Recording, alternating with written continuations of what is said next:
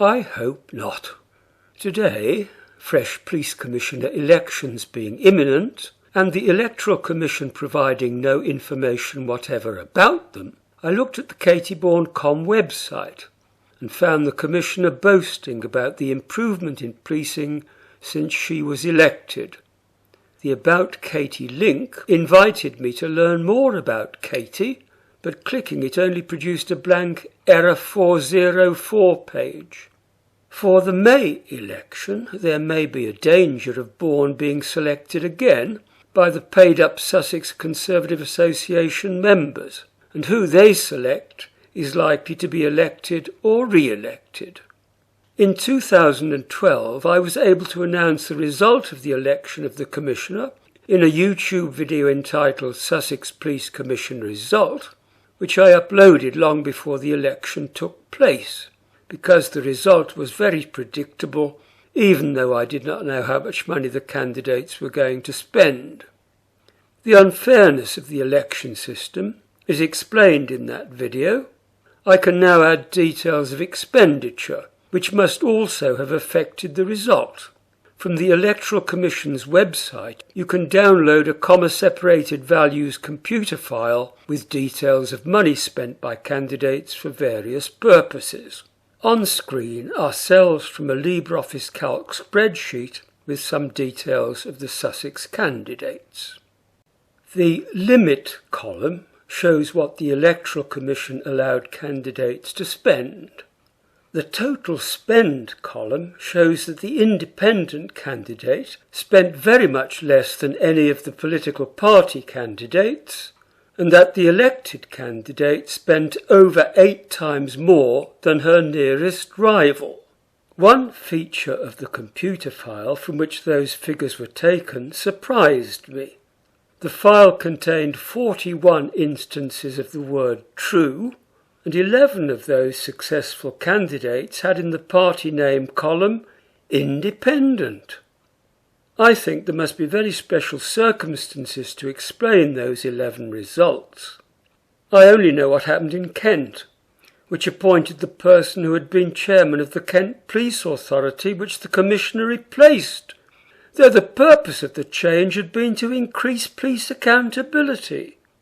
If you are thinking of entering the election as an independent candidate, you should do some research on the particular situation which favoured other independent candidates, but I'll give you a start by showing you the money. Press the pause button if you want to study every detail. £394.29 looks to be an interesting anomaly in poaching country. The Kent Commissioner, who produced a policing plan based on a misshapen onion, paid £64,676 for the job, far more than any of the others. The rest of this video is devoted to the present Sussex Commissioner in the form of brief snippets from my YouTube videos based on meetings of the Commissioner with the panel responsible for overseeing her modus operandi. The videos were put together as part of my investigations into the lousy state of policing in Sussex.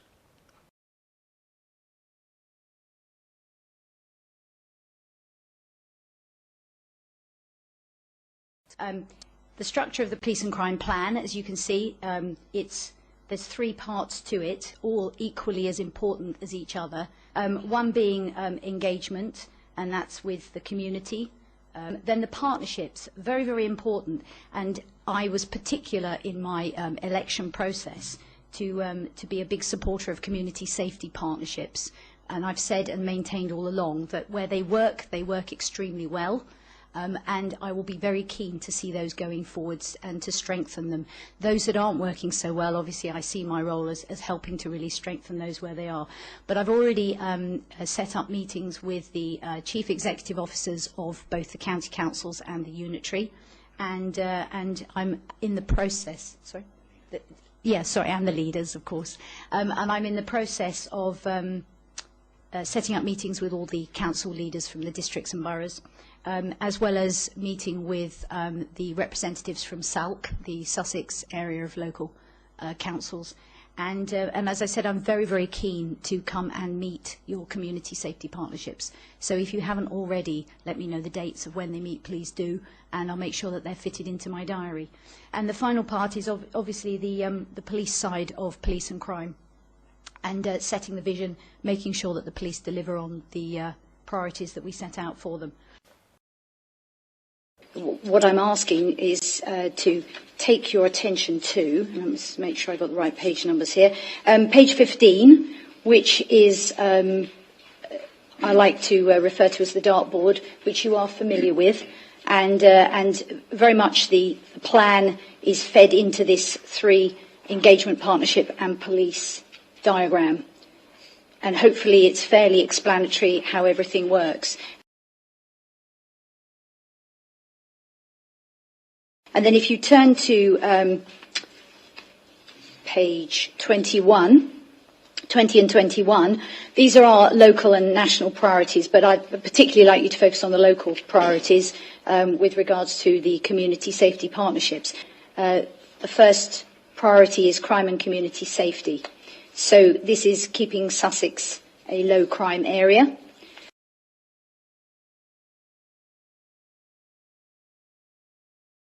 It is important, I think, that people realise and understand that they will be expected, and should quite rightly be expected to not only trust the police but also support the police. And the word support is not in this document. We talked about tackling fear of crime and building trust, not about building support. And I'd like to see that added. Thank you, Councillor Simmons. I think I'm on record, actually, on a BBC interview saying it's my role is not just to hold the police to account, but it's also to celebrate the work that they do within our communities and to show our support. And I totally agree with what you're saying. I'm very keen that communities start to take responsibility. It's the 2 R's, isn't it? Rights and responsibilities. And you're absolutely right. Policing by consent is something we've historically done, but I do feel that as communities we would like to encourage them to take more responsibility for policing, well, not policing their area, but taking responsibility for the crime and the safety within their area. And I think that's done very capably through the community safety partnerships. What we're lacking here today is the how. And I think that's what everyone has been reflecting on. You said the intention is in the plan and it's lacking the how. The how will very much come out in the narrative as the plan progresses, but the intention are the local priorities which will shape the narrative. And also the how, if I can draw your sights back to the dartboard that's actually in the plan, that gives you very much the how there. I know it's visual, but it works. The how is going to be through engagement with businesses, voluntary sector, victims and witnesses, the community, through working with partnerships and through working with the police. And as you can see, the police and crime plan is very much at the centre. It's collaborative. It's about the commissioning that's coming down the line in the future. And the police's operational delivery plan feeds into that as well. So hopefully it's visual, but it's explanatory on that.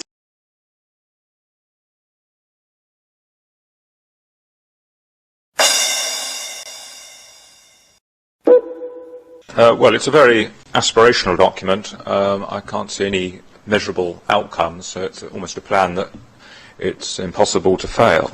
I mean, there is just, if you like, a lack of detail. I understand the reason why proposed increase of 0 is being proposed for the precept. That was a clear manifesto pledge. But we don't have sight of the medium-term financial plan. We don't have sight of the state of the reserves and balances. So we can't be sure whether or not a 0% increase is sustainable over the long term. The limited financial information highlights 2 areas of new investment, proposed development. We're not given any indication as to what that refers to. Special constables, there's a sum of money there. Again, it was a clear manifesto pledge by the Commissioner to increase the number of specials from the current number of 356 to 500. There is no reference to that in the plan. I presume the new money is in part is funding that increase, but we simply have no details. There is a reference to possible further collaboration with Surrey on page 19, but again, that's the only reference to the fact that there is quite substantial close working with Surrey Police and delivery of policing across Sussex. So I'm concerned, Chairman, we really don't have any detail and we have no measurable outcomes.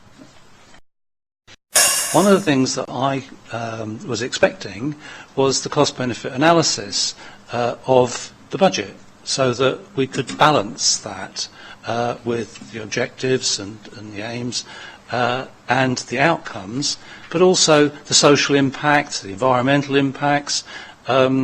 So I'm disappointed that we've not got that level of information, which I think is just very sort of primary information that we would need to come to an informed decision on these sides of things. Having covered little of Bourne's 4-year reign, I've run out of time. I may provide an annex entitled Katy Bourne Again, but for now I'm ending with 2 very brief clips from a police panel meeting to decide whether to accept the Commissioner's proposal for what tax Sussex householders would have to pay for the police in the financial year 2014 to 15. And as I said before, and I say again, when I go out to the public all the time, as a Conservative, for me, raising taxes it shouldn't be done. We should be putting money back into people's pockets. They're hard-working. So what precept had the Chief Constable persuaded the Commissioner to ask for? Mr. Chair, my proposal is that the panel supports a precept of 3.6%, or a figure up to this amount, whichever is permissible without triggering a referendum. Those in favour of Councillor Smith, duly proposed and seconded. Those in favour, please.